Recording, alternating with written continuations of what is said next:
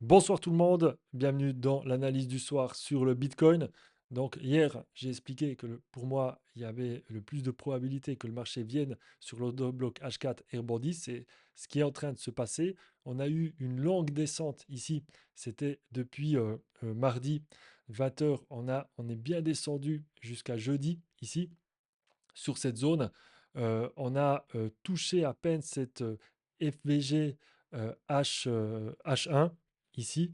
On est venu la toucher pour rebondir tout de suite de manière très violente pour aller toucher les 106 000. Donc on est parti des 101 254 pour aller jusqu'aux 106 800. Et là, on voit que ça hésite. Et on est en compression, hésitation avec tout ce qui se passe autour de la crypto, avec Trump qui a lancé son main coin, qui a pompé beaucoup de liquidités. Ça fait qu'on est toujours en hésitation depuis un petit moment. Voilà, depuis que c'est venu dans les zones, que ça a touché les 100 000, le marché hésite bien. Si on se met en 4 heures, le marché hésite bien, même qu'on est toujours plutôt dans une tendance haussière. Il y a eu cette baisse là, clairement, il y a eu cette baisse après le rebond sur les VGH4, mais on n'est pas venu chercher des plus bas que ça. Voilà, c'est toujours ça qu'il faut observer. Est-ce qu'ici, dans ce rebond, on est venu chercher des plus bas que ici? Non. Donc, on est en train sur les plus bas, de créer une tendance haussière. Par contre, sur les plus hauts, on est en train de faire l'inverse, une tendance baissière. Donc, sur le bas haussière plus sur le haut baissière, ça fait un drapeau baissier, zone de compression. Et à un moment donné, ça risque de péter dans un sens. Alors, franchement, moi, je vois le marché péter à la hausse. Après, on voit ce qui s'est passé avec le token de Trump. Ça crée des déséquilibres. Et je vous le dis, hein, pour moi, c'est voulu. Là, clairement, le marché, euh, euh, il est sur les freins. Les gros investisseurs sont sur les freins. Ils ne veulent pas que ça s'envole tout de suite. Ils veulent essayer de jouer les achats un peu plus bas. Parce que là, on le voit, hein, tout le monde est long-termiste, tout le monde croit en un Bitcoin à 1 million, voire plus. Tous les gros investisseurs, ils ont une vision très long-termiste. Mais voilà, ils aiment qu'il y ait de la compression pour pouvoir accumuler. C'est pour ça qu'on appelle la zone de compression, c'est aussi appelé zone d'accumulation. Et voilà, pour moi, là, demain, on est vendredi, il y aura le week-end. Les CME, ils vont fermer demain soir, il faudra observer. Le week-end, il y aura peut-être des choses à faire en dessous des 100 000. En dessous des 100 000, le marché peut très bien venir maintenant, peut-être hésiter là, peut-être même bouger un peu et puis ce week-end venir sur les 100 000 pour réintégrer. On verra, elle va se faire à quel niveau la fermeture du marché CME. Mais en tout cas, il y a des choses qui se passent. Je suis obligé de vous montrer quand même les news économiques aujourd'hui. Je ne vais pas faire trop lent, mais je vous les montre quand même parce qu'il y a eu des informations importantes. Donc, ce format, de toute façon, il va évoluer, il change. Des fois, je vais dire que j'enlève quelque chose et puis le lendemain, je le remets nouveau, peut-être. Voilà, n'hésitez pas à me dire dans les commentaires qu'est-ce que vous en pensez. Mais voilà, en tout cas, aujourd'hui, pas mal de news positives. La sénatrice Lumis a dit que il voulait faire que l'Amérique, ça devient la capitale du Bitcoin. Mais il y a d'autres nouvelles très importantes. C'est Trump a dit qu'il veut. Voilà, alors Trump, elle est bien cette image, hein. Alors, tac, voilà. Trump, je le mets en français, hein, Trump a déclaré qu'il s'attendait à ce que la Fed l'écoute sur les taux d'intérêt. Il a également déclaré qu'il envisagerait de discuter des taux d'intérêt avec Powell. Il va directement aller dans le bureau de Powell, il va dire Powell, maintenant tu te calmes tout de suite, tu te crois le boss des marchés, c'est fini, c'est moi le boss maintenant. Donc c'est moi qui vais t'utiliser pour faire bouger le marché. Parce que voilà, c'est quand même Powell ses déclarations qui font bouger le marché, mais lui il va aller derrière. Et cette photo, elle est vraiment bien faite, hein, franchement. Trump qui regarde par derrière Powell, ça résume bien la situation. Après, Trump vient de signer des décrets pour créer une National Digital Asset, donc un stock d'assets, de monnaie et d'actifs digitaux. Donc voilà, il n'a pas dit Bitcoin pour l'instant, mais il a dit digitaux. Donc ça veut dire que voilà, voilà, il a signé le premier décret sur la crypto. C'est bon, tout le monde l'attendait un peu, c'est ce décret sur la crypto. Ça a été signé il n'y a pas longtemps, juste avant que j'enregistre. Et franchement, ça baisse. Voilà, ça baisse parce que c'est normal, c'est du piège. Là, il y a du piège qui est en train de se créer. Nouvelle, soi-disant une bonne nouvelle, mais tout le monde s'attend à du positif. Il y a des autres qui sont placés à l'achat avec des forts leviers et la manipulation pousse le marché vers le bas. C'est très souvent ce qui se passe quand il y a des news. Et donc, ici aussi, bah voilà, là, c'est c'est le, comment dire, le décret, tous les points du décret. Donc, il veut faire un groupe de recherche.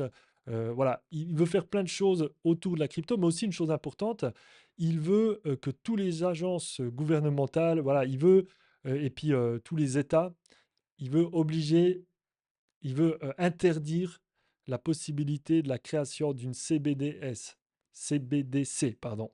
C'est une crypto d'une banque centrale, voilà, de banque centrale. Ça, il veut pas, donc il est pro-crypto. Donc ça, c'est très positif. Ensuite, voilà, là, c'est ça, si on traduit, le décret de Trump interdit à toutes les agences gouvernementales d'entreprendre toute action visant à établir, émettre, promouvoir des monnaies numériques de banque centrale. Voilà, ça, c'est pas mal.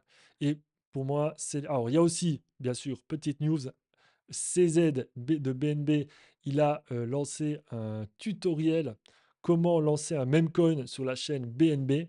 Donc maintenant, les meme coins, c'est bon. Comment lancer des meme coins. On apprend, voilà, c'est pour la porte ouverte. La porte ouverte à toutes les fenêtres. CZ lance un tuto pour des meme coins. Alors pourquoi? Bah parce que Trump, le président, s'est permis, et en tout cas son équipe s'est permis de lancer des tokens, des meme coins. Et voilà, là maintenant, c'est bon. Même si le président fait ça, il y a beaucoup de gens qui vont lancer ce genre de projet. C'est incroyable la crypto-monnaie.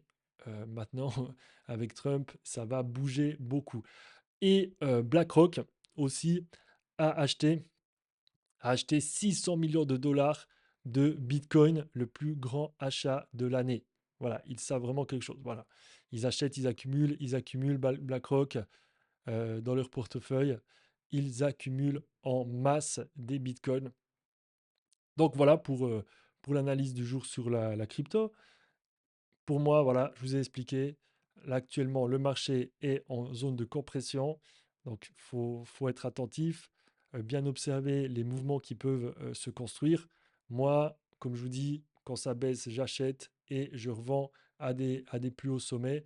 Alors là, j'ai tout juste pas vendu ici mon point. Là, j'aurais voulu vendre ici, mais ça n'a tout juste pas atteint.